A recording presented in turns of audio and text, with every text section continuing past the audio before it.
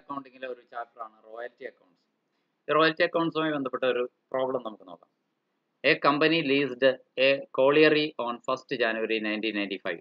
ഒരു കമ്പനി 1995 ജനുവരി 1 തീയതി ഒരു കൽക്കരിപ്പാടം അത് പാട്ടത്തിനെടുത്തു. At a minimum rent of ₹20,000 merging into a royalty of ₹1.50 per ton. അങ്ങനെ മിനിമം റെന്റ് 20,000 രൂപയാണ്. അത് കൂടെ റോയൽറ്റിയും കൂടിയുണ്ട്. ₹1.50 ഒരു ടൺ കൽക്കരി പൊട്ടിച്ചെടുക്കുന്നതിന്. കൽക്കരി അവിടെ നിന്ന് കളക്ട് ചെയ്യുന്നത്. ഒരു ടൺ കൽക്കരി എന്ന് പറഞ്ഞാൽ 1000 കിലോയാണ് ഒരു ടൺ. 1000 കിലോ കൽക്കരി എടുക്കുന്നതിന്, ആ പാടത്ത് നിന്ന്, ആ കോളിയറിയിൽ നിന്ന് എടുക്കുന്നതിന് എത്രയാണ്? ₹1.50 എന്ന രീതിയിൽ ഒരു ടണ്ണിന് എന്ന രീതിയിലാണ്. With power to recoup short working over the first 3 years of the lease. ഈ പാട്ട കാലഘട്ടത്തിൻ്റെ ആദ്യത്തെ 3 വർഷത്തിനുള്ളിൽ എന്തെങ്കിലും പ്രൊഡക്ഷനിൽ ഷോർട്ടേജ് വന്ന് അതുകൊണ്ട് ഈ ഷോർട്ട് വർക്കിംഗ് വന്നാൽ അത് തിരിച്ചു പിടിക്കാം. ഫസ്റ്റ് 3 yearsനുള്ളിലാണ് റീക്രൂട്ട്മെൻറ്റിനുള്ള പവർ ഉള്ളൂ എന്നുണ്ട്. അപ്പോൾ the output of the colliery for the first 4 years was 9,000 tons. ആദ്യത്തെ 4 വർഷം ഈ കൽക്കരിപ്പാടത്ത് നിന്ന് ശേഖരിച്ച കൽക്കരിയുടെ അളവെന്ന് പറയുന്നത് 9,000 ടണ്ണാണ്. ആദ്യത്തെ വർഷം 9,000 ടൺ, രണ്ടാമത്തെ വർഷം 12,000 ടൺ, മൂന്നാമത്തെ വർഷം 16,000 ടൺ, നാലാമത്തെ വർഷം 20,000 ടൺ, അങ്ങനെയാണ്. ഓക്കെ, അപ്പോൾ നമുക്കറിയാം മിനിമം 20,000 എങ്കിലും മിനിമം റെന്റ് അവർ കൊടുക്കുകയും വേണം. റെന്റ് കൊടുക്കുന്നത് ആർക്കാണ്? കൽക്കരിപ്പാടത്തിൻ്റെ ഉടമയ്ക്കാണ്. കരാറുകാരനാണ് അത് പൊട്ടിച്ച് അവിടെ നിന്ന് കൽക്കരി ശേഖരിച്ചെടുക്കുന്നത്. കരാറുകാരൻ ഫസ്റ്റ് ഇയറിൽ നമുക്കറിയാം അധികം കൽക്കരിയൊന്നും അദ്ദേഹത്തിന് ശേഖരിക്കാനായില്ല. വെറും 9,000 ടൺ മാത്രമേ ഉണ്ടാവുള്ളൂ. അപ്പോൾ മിനിമം റെന്റ് അയാൾ ഉടമസ്ഥന് കൊടുക്കേണ്ടി വരും. എന്നാൽ ₹1.50 വെച്ചിട്ട് നോക്കുമ്പോഴത്തേക്കും അധികം പൈസ ഒന്നും കിട്ടാനും പോണില്ല അയാൾക്ക്. അപ്പോൾ നമുക്ക് നോക്കാം ഇതെങ്ങനെയാണ് അനാലിറ്റിക്കൽ ടേബിൾ തയ്യാറാക്കി നമുക്ക് 4 വർഷങ്ങളിലും എത്രയ്ക്ക് വീതം മിനിമം റെന്റ്, എത്രയ്ക്ക് വീതം റോയൽറ്റി കിട്ടി എന്നൊക്കെ കണ്ടുപിടിക്കുന്ന ഒരു അനാലിറ്റിക്കൽ ടേബിൾ നമ്മൾ തയ്യാറാക്കണം. ആദ്യത്തെ വർഷം നമുക്ക് 1995 ആണല്ലോ, ഈ ജനുവരി 1 തീയതി. അപ്പോൾ 1995 എന്ന ഇയർ നമ്മൾ ഈ കോളത്തിൽ എഴുതി.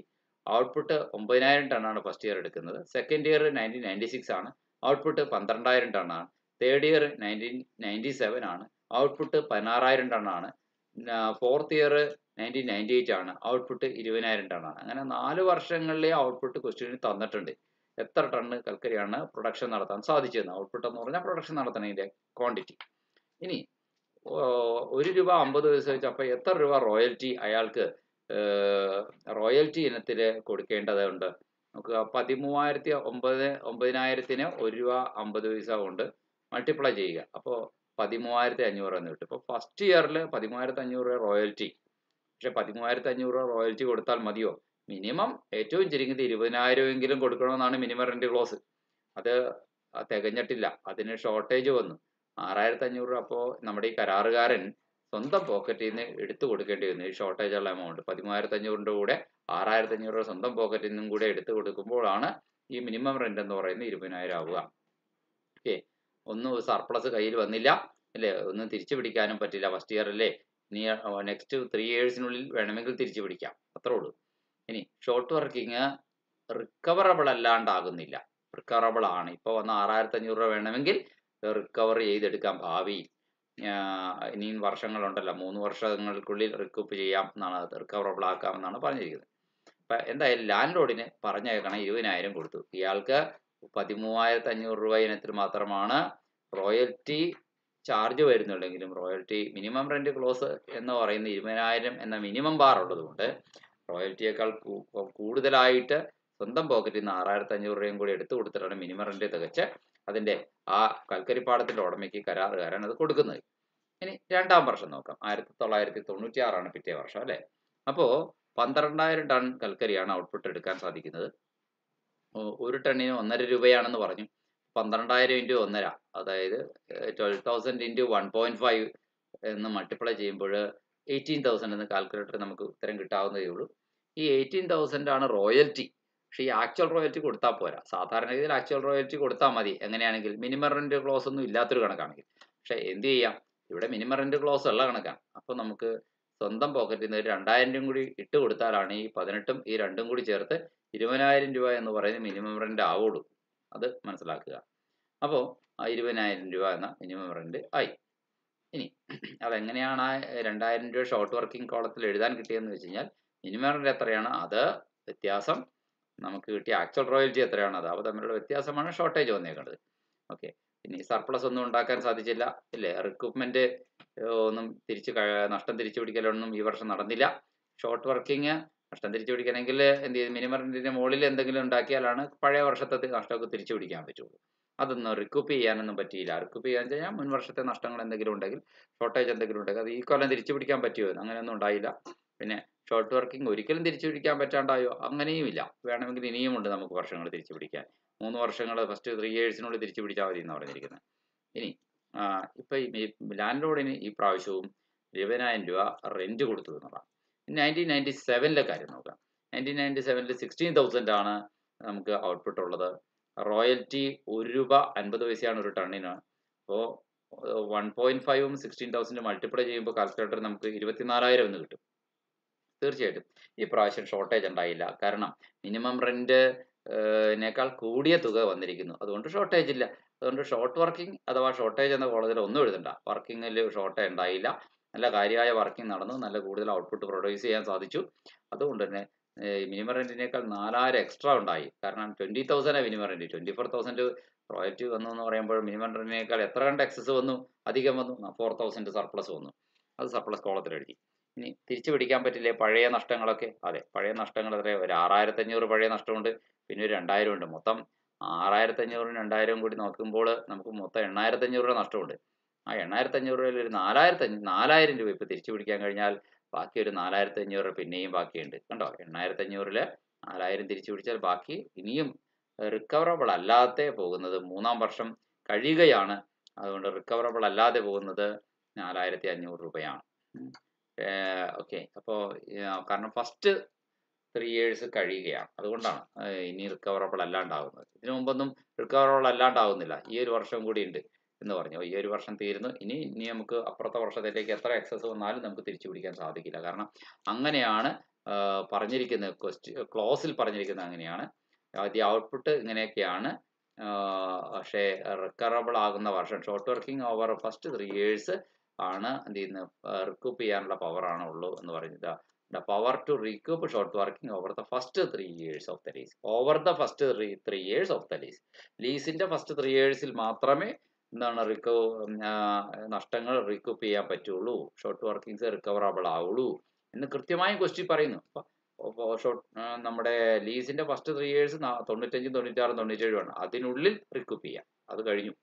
ഇനി റിക്കൂപ്പ് ചെയ്യാൻ ഒരിക്കലും സാധിക്കില്ല. എന്നേക്കുമായിട്ട് 4,500 രൂപ നമുക്ക് എവർ ലോസ് ആയിട്ട് പോയി. Minimum rent 20,000 കൊടുത്തുള്ളൂ. റോയൽറ്റി ഫുള്ളും ഓണർക്ക് കൊടുക്കേണ്ട കാര്യമില്ല. ഇനി മിനിമം റെന്റ് മാത്രം കൊടുത്താൽ മതി. ലാസ്റ്റ് 98 നോക്കുക. 20,000 മിനിമം ഔട്ട്പുട്ട് ഉണ്ടായി. ഔട്ട്പുട്ട് 20,000 ആണെന്നാണ് ഫോർത്ത് ഇയറിൽ പറയുന്നത്. ആ 20,000 ഒരു ടണ്ണിന് 1.5 വെച്ച് മൾട്ടിപ്ലൈ ചെയ്യുമ്പോൾ എത്രയാണ് ആവുക? ഒരു ടണ്ണിന് 1.5 വെച്ച് മൾട്ടിപ്ലൈ ചെയ്യുമ്പോൾ 20,000 into 1.5 മൾട്ടിപ്ലൈ ചെയ്യുക കാൽക്കുലേറ്ററിൽ 30,000 കിട്ടും. ഈ 30,000 ആണ് നമുക്ക് റോയൽറ്റി ആയിട്ട് വരുന്നത്. ആക്ച്വൽ റോയൽറ്റി തീർച്ചയായിട്ടും മിനിമം റെന്റിനേക്കാൾ 10,000 എക്സസ് ആണ്. എത്ര കണ്ടാണ് സർപ്ലസ് നമുക്കിപ്പോൾ മിനിമം റെന്റിനേക്കാൾ അധികം കിട്ടിയിരിക്കുന്നത്? 10,000 ആണ്, 10,000 ആണ്.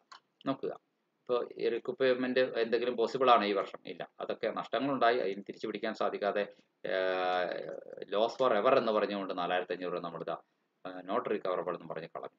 ഇനിയിപ്പോൾ നമുക്ക് ആ വർഷം കഴിഞ്ഞു. ഫസ്റ്റ് 3 ഇയേഴ്സിനുള്ളിൽ തന്നെ ഓവർ ദ ഫസ്റ്റ് 3 ഇയേഴ്സ് എന്നാണ് പറഞ്ഞത്. അത് കഴിഞ്ഞു. ഇനി ഷോർട്ട് വർക്കിംഗ് ഇനി റിക്കവറബിൾ അല്ലാത്തത് എന്നൊന്നും പറയുന്ന കോളമില്ല. ഇനി നമുക്ക് മിനിമം റെന്റ് അങ്ങനെ തന്നെ പൂർണ്ണമായും മിനിമം റെന്റ് അല്ല, മിനിമം റെന്റ് ആണോ ആക്ച്വൽ റോയൽറ്റി ആണോ ഏതാണ് കൂടുതൽ അതാണ് ലാൻഡ് ലോഡിന് കൊടുക്കേണ്ടത്. ഇവിടെ മിനിമം റെന്റ് 20,000 ആണെങ്കിൽ ആക്ച്വൽ റോയൽറ്റി 30,000 വന്നിട്ടുണ്ടെങ്കിൽ ആ അഗ്രിമെന്റ് അനുസരിച്ച് 1 രൂപ 50 പൈസ വെച്ച് ടോട്ടൽ പ്രൊഡക്ഷൻ എത്രയാണ്, ഔട്ട്പുട്ട് എത്രയാണ്, അതിനെ മൾട്ടിപ്ലൈ ചെയ്ത് കൊടുത്തോണം ആർക്ക്? ലാൻഡ് ലോഡിന്. ഇതാണ് ഇത് നമ്മൾ അനാലിറ്റിക്കൽ ടേബിൾ ഉണ്ടാക്കി. നമ്മളിവിടെ പറഞ്ഞിരിക്കുന്ന അനാലിറ്റിക്കൽ ടേബിൾ ഉണ്ടാക്കാനല്ല, പിന്നെ എന്താണ് നെസസറി ജേണൽ എൻട്രി ഉണ്ടാക്കാൻ. പക്ഷേ ജേണൽ എൻട്രി എഴുതണമെങ്കിൽ തീർച്ചയായിട്ടും നമുക്ക് എന്ത് വേണം? ഫസ്റ്റ് 4 ഇയറിലെ ജേണൽ എൻട്രി കമ്പനിയുടെ ബുക്കിൽ എഴുതണം അല്ല. ആരുടെ ബുക്കിലാണ്? കമ്പനിയുടെ ബുക്കിലാണ്, ഓണറുടെ ബുക്കിലല്ല എഴുതേണ്ടത്, ലെസ്സറുടെ ബുക്കിലല്ല എഴുതേണ്ടത്. തീർച്ചയായിട്ടും എന്ത് ചെയ്യണം? കമ്പനി ലെസ്സർക്ക് അങ്ങോട്ട് കൊടുക്കാറുള്ളതാണ്. കമ്പനി എന്ന് പറയുമ്പോൾ ലെസ്സിയാണ്. ലെസ്സി ലെസ്സർക്ക് അങ്ങോട്ട് കൊടുക്കുന്ന റോയൽറ്റിയെ സംബന്ധിച്ചുള്ള കാര്യങ്ങളും മിനിമം റെന്റിനെ സംബന്ധിച്ചുള്ള കാര്യങ്ങളുമാണ്. നമ്മൾ ജേണൽ എൻട്രി എഴുതണമെങ്കിൽ നമുക്ക് എമൗണ്ടുകൾ വേണം. അപ്പോൾ എമൗണ്ടുകൾ വേണമെങ്കിൽ നമുക്ക് അനാലിറ്റിക്കൽ ടേബിൾ ഉണ്ടാക്കിയതിന് ശേഷമാണ് നമുക്ക് എമൗണ്ടുകൾ കിട്ടുകയുള്ളൂ. അതിനുവേണ്ടിയാണ് അനാലിറ്റിക്കൽ ടേബിൾ ഉണ്ടാക്കുന്നത്. ഇനി അപ്പോൾ നമ്മൾ ഒന്നാം വർഷം 1995 ആണ്. അങ്ങനെയാണ് വരിക. 1995 വർഷാവസാനത്തിലാണ് നമുക്ക് ഇതൊക്കെ കൊടുക്കേണ്ടി വരുന്നത് അല്ലേ, ചിലവുകൾ. റോയൽറ്റി അക്കൗണ്ട് ഡെബിറ്റ് എത്രയാണ്? ആക്ച്വൽ റോയൽറ്റി എഴുതുക 13,500. ഷോർട്ട് വർക്കിംഗ് അക്കൗണ്ട് ഡെബിറ്റ് എത്രയാണ്? 6,500 എഴുതുക. ടു ലാൻഡ് ലോഡ്സ് അക്കൗണ്ട് എത്രയാണ്? 20,000. ഇതാണ് നമുക്ക് വരുന്നത്. അങ്ങനെയാണ് റോയൽറ്റി ഇനത്തിൽ 13,500 നമുക്ക് കണ്ടെത്താൻ കഴിഞ്ഞു. സ്വന്തം കരാറുകാരൻ്റെ സ്വന്തം പോക്കറ്റിൽ നിന്ന് നഷ്ടം വരുന്ന തുക, അയാൾ ഷോർട്ടായ തുക, അത് 6,500.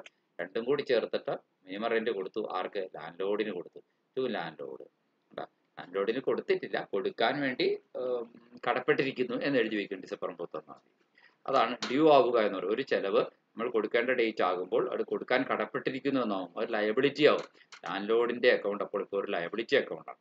എല്ലാ ലയബിലിറ്റി അക്കൗണ്ടുകളും ക്രെഡിറ്റ് വരിയിലാണ് കാണിക്കുക. ജേണൽ എൻട്രിയിൽ എല്ലാ ലയബിലിറ്റി അക്കൗണ്ടുകളും ക്രെഡിറ്റ് വരിയിലാണ് കാണുക. അതുകൊണ്ടാണ് ലാൻഡ് ലോഡിന്റെ അക്കൗണ്ട് ഒരു ബാധ്യതയാണ്, കൊടുക്കേണ്ട ഡേറ്റ് കഴിഞ്ഞു, കൊടുത്തേ മതിയാവും ഡിസംബർ 31. അപ്പോൾ അതുകൊണ്ട് ആദ്യത്തെ എൻട്രി ഡ്യൂ ആക്കി വയ്ക്കുന്നു. കൊടുക്കേണ്ടത് മിനിമം റെന്റ് കൊടുക്കേണ്ട കാലാവധിയായി, ഡ്യൂ ഡേറ്റ് ആയി, ആ സമയത്ത് എഴുതി വയ്ക്കുന്നതാണ്. കൊടുത്തു കഴിയുമ്പോൾ ഈ ക്രെഡിറ്റ് വരിനെ നമ്മൾ ക്യാൻസൽ ചെയ്ത് ഡെബിറ്റ് വരിയാക്കും കേട്ടോ. അപ്പോൾ ഇനി ആ ലയബിലിറ്റി മേലാലില്ല എന്നർത്ഥത്തിലാണ്. അക്കൗണ്ടൻസിയിൽ ഒരു ക്രെഡിറ്റ് വരിയുടെ ഇഫക്റ്റ് ഇല്ലാതാക്കാൻ അതിനെടുത്ത് ഡെബിറ്റ് വരിയിൽ എഴുതിയാൽ മതി. അപ്പോൾ അടുത്ത സമയത്ത് പൈസ സ്ഥാപനത്തിൽ നിന്ന് പൈസ ലാൻഡ് ലോഡിന് പോകുമ്പോൾ എൻട്രി ചെയ്ത സ്ഥാപനത്തിൽ നിന്ന് പൈസ എപ്പോഴും ഓർക്കുക. സ്ഥാപനത്തിൽ നിന്ന് പൈസ വേറെ പുറത്തേക്ക് ഒഴുകുകയാണ് വേറൊരാൾക്ക് കൊടുക്കുമ്പോൾ. അങ്ങനെ വരുമ്പോൾ ടു ബാങ്ക് എന്നാണ്. എന്താണ്? സ്ഥാപനത്തിലേക്ക് പൈസ വരുമ്പോഴൊക്കെ ബാങ്ക് അക്കൗണ്ട് ഡെബിറ്റ് എന്ന് വരും. പക്ഷേ ഇവിടെ സ്ഥാപനത്തിൽ നിന്ന് പൈസ പുറത്തേക്ക് പോകുന്ന കേസാണ്. അങ്ങനെ വരുമ്പോൾ എൻട്രിയിൽ ടു ബാങ്ക് ആണ്. അത് പൈസ ഇട്ട് പഠിച്ചു വയ്ക്കുക. സ്ഥാപനത്തിലേക്ക് പൈസ വരുമ്പോഴൊക്കെ ബാങ്ക് അക്കൗണ്ട് ഡെബിറ്റ്, സ്ഥാപനത്തിൽ നിന്ന് പൈസ പോകുമ്പോഴൊക്കെ ടു ബാങ്ക്. അപ്പം സ്ഥാപനത്തിൽ നിന്ന് പൈസ പോവുകയാണ്, ലാൻഡ് ലോഡിന് പൈസ കൊടുക്കുന്ന എൻട്രിയാണ്. നേരത്തെ കൊടുക്കണമെന്ന്, കൊടുക്കാൻ ഡ്യൂ ഡേറ്റ് ആയി എന്ന് എഴുതി വെച്ചോളൂ, ഒരു ബാധ്യത അങ്ങനെ ഉണ്ട് എന്ന് എഴുതി വെച്ചിട്ടേ ഉള്ളൂ. അതുകൊണ്ടാണ് ടു ലാൻഡ് ലോഡ് അക്കൗണ്ട്. ഇനി ഈ ടു ലാൻഡ് ലോഡ് അക്കൗണ്ട് എന്നുള്ള ക്രെഡിറ്റ് വരിനെ നമ്മൾ എന്ത് ചെയ്യുന്നു? ക്യാൻസൽ ചെയ്യുന്നു. കാരണം ഇനി മേലെ ആ ബാധ്യതയില്ല, കാരണം പൈസ കൊടുക്കണേ. അപ്പം അതിനെന്ത് ചെയ്യുന്നു? ക്രെഡിറ്റ് വരിനെ ക്യാൻസൽ ചെയ്യാൻ അക്കൗണ്ടൻസി ചെയ്യുന്ന ഏർപ്പാട് ആ വരിനെടുത്ത് ഡെബിറ്റ് വരിയിലെടുക്കും. ഒരു ക്രെഡിറ്റിന്റെ ഇഫക്റ്റിനെ ക്യാൻസൽ ചെയ്യാൻ ഒരു ഡെബിറ്റിന് കഴിയുമെന്നർത്ഥം.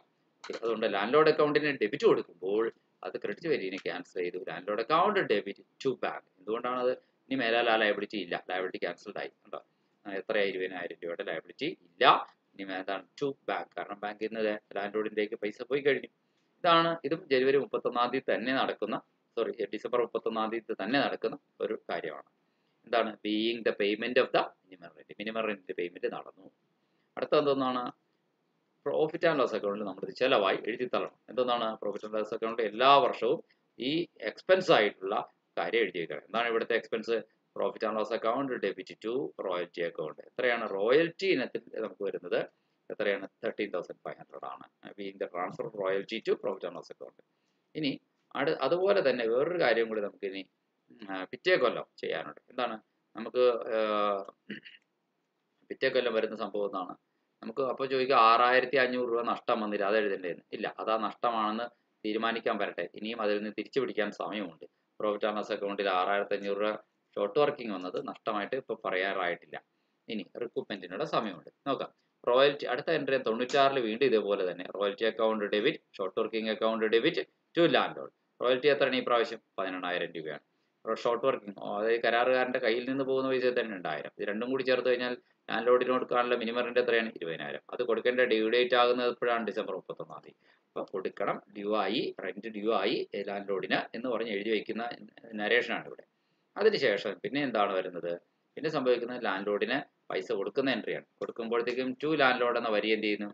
ടു ലാൻഡ് ലോഡ് എന്ന വരി ക്യാൻസൽ ചെയ്യാൻ വേണ്ടി അതിന് ഡെബിറ്റ് വരിയിൽ എഴുതും. Landlord account debit to bank. എന്തിനാണ് ടു ബാങ്ക് എന്ന് പറയുന്നത്? സ്ഥാപനത്തിൽ നിന്ന് പൈസ പുറത്തേക്ക് പോകാണ്, നമ്മുടെ ബിസിനസ് സ്ഥാപനത്തിൽ നിന്ന് അല്ല 20,000 രൂപ പോവാണ്. പൈസ പോകുമ്പോഴൊക്കെ ടു ബാങ്ക് ആണ്. പൈസ സ്ഥാപനത്തിലേക്ക് വരുമ്പോൾ ബാങ്ക് അക്കൗണ്ട് ഡെബിറ്റ്.